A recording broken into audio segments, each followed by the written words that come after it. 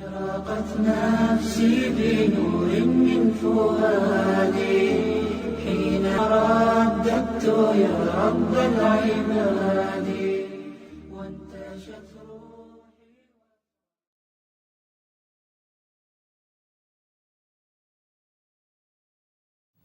And we said in the next verse, O Adam, dwell you and your spouse in the garden, and eat freely thereof what you wish, and eat freely thereof what you wish. But come not near this tree, for then you will be among the wrongdoers. I looked at this verse and I was, starting to wonder if the author was drifting back to the old story again. I was confused. And we said, O Adam, dwell you and your spouse in the garden, and eat freely thereof what you wish, but come not near this tree, for you will be among the wrongdoers. I thought it was drifting back to the old story. Man sins, man's punished for his sins with earthly life. Maybe the author is drifting, he had a good idea, and now he's drifting back to the sort of traditional story. Maybe he couldn't make his mind up what story he wanted.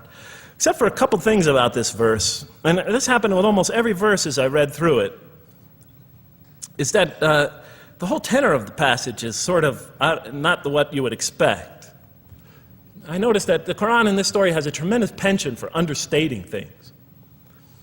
Because it says,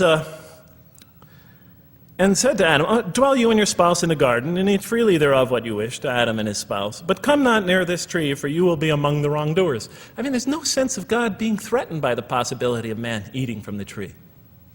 In this story, we don't see that, in this verse, we don't see that God is nervous at the prospect, that he's threatened by the prospect, that he's anxious about it. The tree that he picks, it seems like he's just picking out any tree. Nothing special about the tree. Go not near this tree, for you will be among the wrongdoers. Satan will later come to him and tell him it's a tree of eternal life, of a kingdom that never decays. Turns out to be a complete falsehood in his part. Nothing special about the tree. It's just a tree. God's not nervous at the prospect at all. In the tradition that I came from, God is threatened by the prospect. He has to put an angel with a fiery sword by to protect the tree, so that mankind never goes next to it again. I'm not putting it down, I'm just pointing out the difference of the story. They're both beautifully told. But he has to guard the tree. Why? Because if they eat from it, they'll become gods like us. So this man, he already has a rebellious nature. Can you imagine if he eats from this tree? Can't let him get near that tree. But here, just, calmly says, but if you do, you will be among the wrongdoers. God is not worried about himself. It's just warning man, making it clear that if you do this, you've committed a wrongful deed. Again, the whole tenor of all these verses that you read through it is God knows exactly what he's doing. Okay, next verse. But Satan caused them to slip and expelled them from the state in which they were. And we said, go you all down, some of you being the enemies of others, and on earth will be your dwelling place and provision for a time. What? I said? I was expecting now the rage, the anger, the violence, the jealousy. That's what I was expecting. Okay, they eat from the tree. Where's the rage, the violence? I'm going to punish you now. You're going to sweat on earth. And you're going to suffer, and you're going to stub your toe, and you're going to work, and you're going to labor. And you're going to die there for what you did. And where's the woman? Right? And the woman. Right? She's the one who's going to suffer the most. Right? She'll have to suffer labor pains and monthly cycles, right? And bleeding and crying out when her children come into the world. And she'll scream out. And worst of all, the greatest humiliation, the man will rule over her. When he's obviously her intellectual inferior, because she and the angels she and Satan seduced him, and he just bumbled along and committed a wrong deed. Well, I don't mean to make light of it. But the story is obviously different, though. No threat here. As a matter of fact, look at the way it says, O Adam, dwell you and your spouse in the garden, and eat freely thereof what you wish. But come not near this tree, for you will be among the wrongdoers. Then they make the mistake. But Satan caused them to slip and expelled them from the state in which they were. And we said, go all you down, some of you being enemies of others, will be adversaries of others. Some of you will be adversaries of each other, and earth will be your dwelling place and provision for a time. This is not a deity losing it. If you look at it, I mean, on earth will be your dwelling place and provision for a time. That's not the words of a God that is lost, that is really extremely upset. On earth will be your dwelling place and provision for a time. When I walked into the hotel today, and they said, and it's this nice one up there, I don't know the name, I can't remember the name of it, but it has a continental breakfast.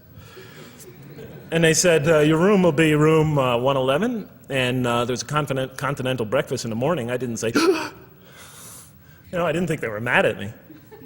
Because they said, you're going to sleep here, and this is going to be your provision in the morning. Oh, thank you. But notice something else about this verse. I mean, when you read these verses for the first time, I don't know, maybe I'm nuts, and many people think I am. But when you read these verses for the first time, I mean, this is just so much that catches your attention. But Satan caused them to slip. I remember, I couldn't get that verse those words out of my head. Satan caused them to slip. To slip? The greatest sin in the history of the human race, and it's called a slip?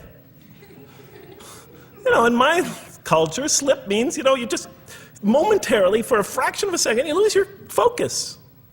It's not a big deal. My Uncle Bob used to always say to me, Jeff, I'm sorry, I'm 5 minutes late, I slipped up. The understanding is it's no big deal. It's just a slip. That's what we say when we make a minor mistake. I slipped up. Don't worry about it. Never happen again. A slip, I said? Momentary loss of focus? The greatest sin in the history of humanity? Why we're all here? Why we're all suffering? Why we experience death? A slip? I didn't believe it. I went to my Arabian friends at that time. I didn't know any Arabic. They came to this verse. We went through it line by line. I said, now don't change any words. Just read them one at a time. But Satan made them, and I said, okay, this one right here. What does it mean? Tell me what that means. They looked at it. It says, slip. Slip. And expelled them from the state in which they were. A slip, I thought? But then maybe I was trying to force the traditional understanding, the traditional interpretation. Maybe it was just a slip. I mean, after all, they didn't commit murder. They didn't commit robbery, rape, pillaging, assault. They ate a couple of pieces of fruit. It's not the greatest sin in the history of humanity by any means. And then the next verse says, and then they were expelled from the state in which they were. Well, what state were they? Let's see now. Let's go back from where we started. First, mankind is being taught. We see he's an intellectual being. Then we show he's a moral being. Moral being means he's a being that's going to have to make choices. And then God gives him this choice. It's not a huge deal. It's not the gravest sin in the history of humanity by any means. It's minor by any standards. They make it, though. We see that God originally intended to put man on earth as his vicegerent. We see a period of preparation where he's being prepared intellectually, where he's growing intellectually, where he's growing as a moral creature. When does God finally put him on earth? What signals that he's ready to begin? He makes his first independent choice. It's not the worst deed in the history of humanity. It's minor on anybody's scale, but it shows that mankind is ready to act on his own, to be his own, to make his own choices, that God has empowered him to make choices, and he's ready to make them and carry them out, and see them most often to their expected ends, if God wills. And that seems to be the only real significance of it. But I thought, maybe I'm getting this wrong. Maybe God just blows off into an angry rampage the next verse. So I look at the next one and it says, and then Adam received words from his Lord. And God turned to him mercifully. For he's oft returning, ever merciful. Well, if I had any doubts up till now that God is not enraged by what this has happened, that God hasn't prepared mankind for this choice, for what was eventually going to happen, that all this was preparation for mankind to begin his earthly sojourn in this famous allegory, If I had any doubts before now, I had them, certainly didn't have them after reading this verse. This verse is entirely consoling, reaching and merciful, reaching out to mankind in mercy. Mankind goes to earth. He's obviously afraid. He obviously feels remorse. He's in an unfamiliar environment. And what does God do? He turns to him. He turns to him. In Arabic, the word has the meaning of like a father turning towards an infant or a child or somebody, or a parent, a mother turning towards her child.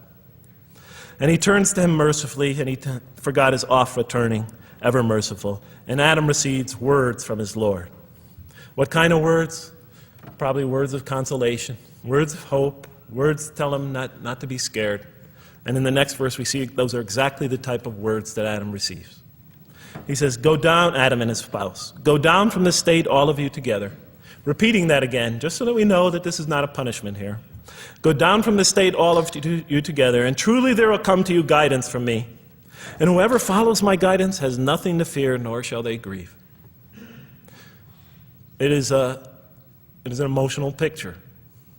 This young couple, is here, in fear and in shame, feeling remorse, and God reaches out to them and turns towards them and tells them, "You have nothing to fear, nor shall you grieve. I know this is tough for you, but you've been prepared for it up till now, through your entire existence.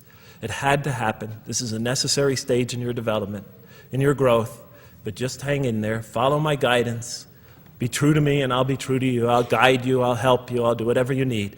Just follow my guidance and you have nothing to fear, nor shall you grieve."